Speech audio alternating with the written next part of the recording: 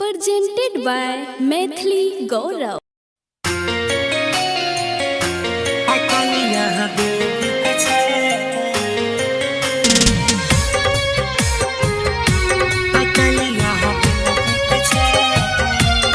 Music by Risuji. सुने सब्जी के भाव मेरे यार, सुने सब्जी के भाव मेरे यार, आई काली यहाँ दिल बिक छे, कहे जे करा तुम भाई बाछी प्यार, हाय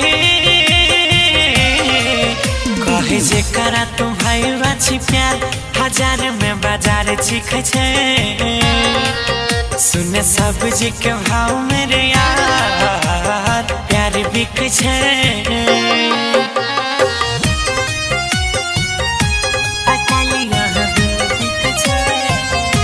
Samriddhi Recording Studio, Delhi.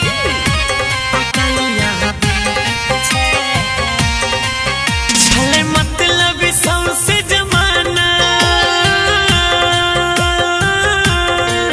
झूठे कहे छे कि छियो तोर दीवाना, छले मतलब सबसे जमाना, झूठे कहे छे कि छियो तोर दीवाना, साथ रह के सपना देखै के फेरो कर दे छे भाई रे बेगाना, सात जन्म के खाई के कसम, हाय सात जन्म के खाई के कसम, सात दिन प्यार टिक छे,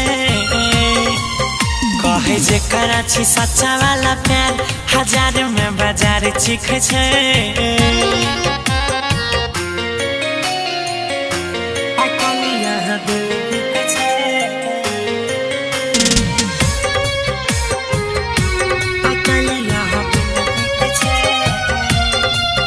Samriddhi Recording Studio, Delhi. बंध लेबे जब प्यार के धागा, ओही दिन होई जाइबे अभागा, बंध लेबे जब प्यार के धागा, ओही दिन होई जाइबे अभागा, तोरा के तनो कोई समझैतो, बात टाल देबे जे न टालै कागा, खैने गौरव छे जब से धोखा, हाय खैने अजयो छे जब से धोखा, तब से ये बात सीख छे, कहे जे कराची रंजित रे प्यार, हजार में बाजार चीख छे।